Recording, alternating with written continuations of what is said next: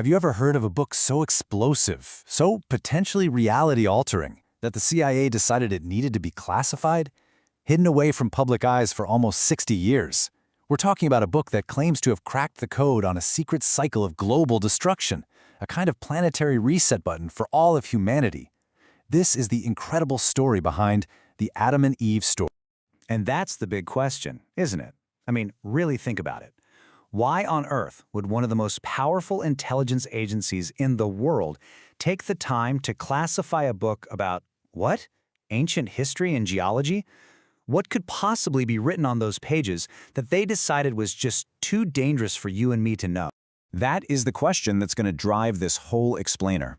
The author, a man named Chan Thomas, he was convinced he had found the key to our planet's most violent, most predictable, and most terrifying secret. A recurring apocalypse that he says has happened before and is destined to happen again. So here's how we're going to break it all down. First, we'll look at the book itself and the story behind its classification. Then, we're going to dive into the absolutely terrifying cataclysm it describes in detail. After that, we'll look at the so-called evidence for these past events before we switch gears and do some serious fact-checking. And to wrap it all up, we'll get into the fascinating truth about the real pole shift. Okay, first up, the classified book. Let's get to know the man behind the mystery, Dr. Chan Thomas, and really wrap our heads around this core idea that was apparently so dangerous it had to be locked away. So the heart of this whole thing is a pretty radical idea. Human history isn't this straight line of progress we're taught in school. Nope. According to Thomas, it's a violent, repeating cycle. Every few thousand years, a cataclysmic pole shift literally hits the reset button on civilization, wiping almost everything out. And get this, he believed we are the sixth major civilization to rise from the ashes, with only scattered myths and legends left behind from the ones that came before. All right, let's move on, because this is where the book starts to feel less like a theory and more like the script for a terrifying disaster movie.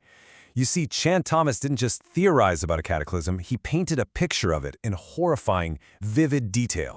So it all kicks off with some nightmare physics. Just try to imagine the Earth's crust suddenly, violently slamming on the brakes. Thomas proposed that the solid ground stops, but the atmosphere, all that air, keeps going at its original speed. We're talking 1,000 miles per hour. This creates a supersonic wind that literally scours the surface of the planet, shredding everything in its path. As if that wasn't enough, think about the oceans. All that water, all that momentum, it would just slosh right out of its basins. Thomas described the Pacific Ocean piling up into a single, massive wall of water, more than 2 miles high, which then just starts racing across the continents, burying everything. It's almost impossible to comprehend. And then comes the final blow, a catastrophic instant freeze. As the geographic poles of the planet lurch towards the equator, places that were once tropical are suddenly plunged into an immediate, deep freeze. Thomas writes about a temperature drop so fast and so severe that every living thing, people, animals, plants, is frozen solid in a matter of hours. So, just to put that all together, here's the sequence of total destruction. It begins with unbelievable earthquakes and the supersonic winds. Then, the 2-mile-high tsunami washes over everything. The crust cracks, letting molten lava pour out. Then, the world is flash frozen as the poles physically shift 90 degrees. This absolute nightmare rages for 6 full days, until, finally, the oceans settle, revealing a totally new, completely alien Earth. Okay, so an extraordinary claim requires extraordinary evidence, right? So what proof did Chan Thomas and others actually point to? Let's take a look at the clues they believe were left behind by these lost worlds that came before us. Thomas didn't just pull this out of thin air. He created a timeline of these resets, and he tried to tie them to events we actually know about. He points to the Great Flood of Noah's time, about 6,500 years ago.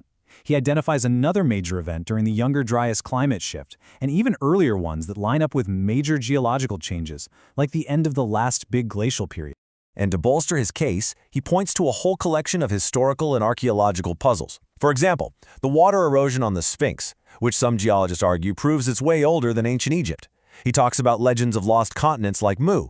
He asks, how did those gigantic statues on Easter Island get buried up to their necks in dirt? And maybe the most compelling point of all, he highlights that countless cultures all over the globe who had no contact with each other all share a nearly identical myth about a great world-ending flood. All right, we have explored this theory in all its terrifying glory. It's a heck of a story. But now it is time to put on our investigator hats and do the hard work of separating the myth from the reality. This is really the crucial turning point.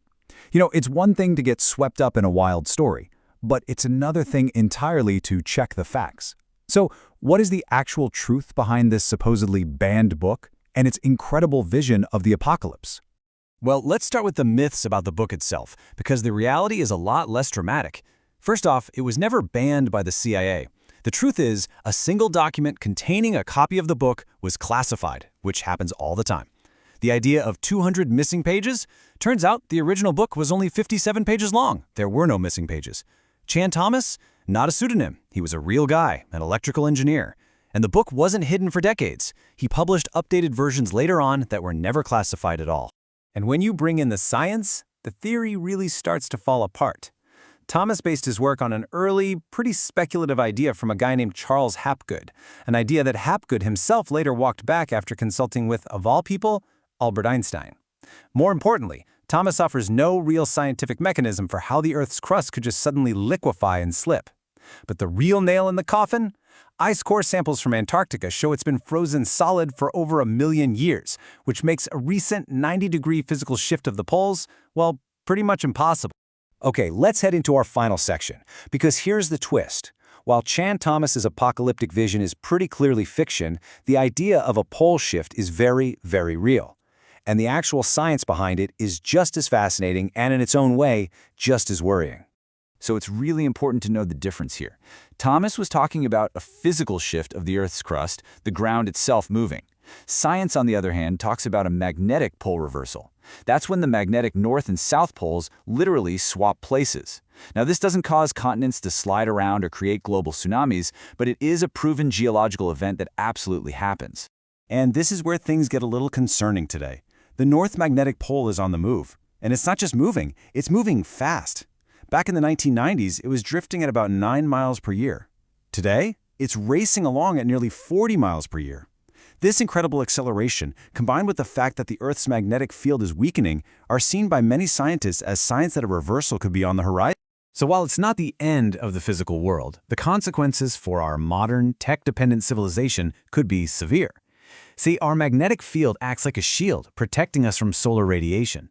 If that shield weakens during a reversal, a major solar storm could knock out power grids for months, fry our satellites, take down GPS, and even potentially increase cancer rates from radiation. It's not a physical apocalypse, it's a technological one. So we'll end on this thought. The Adam and Eve story, for all its scientific flaws, really taps into something deep, right? That search for patterns in history and that deep-seated fear of a world-ending event. And while this specific theory was pseudoscience, it's worth remembering that the very idea it was built on, continental drift, was once laughed at, completely dismissed as fringe nonsense. It makes you wonder, doesn't it? What seemingly crazy idea today might just hold a tiny piece of tomorrow's accepted truth.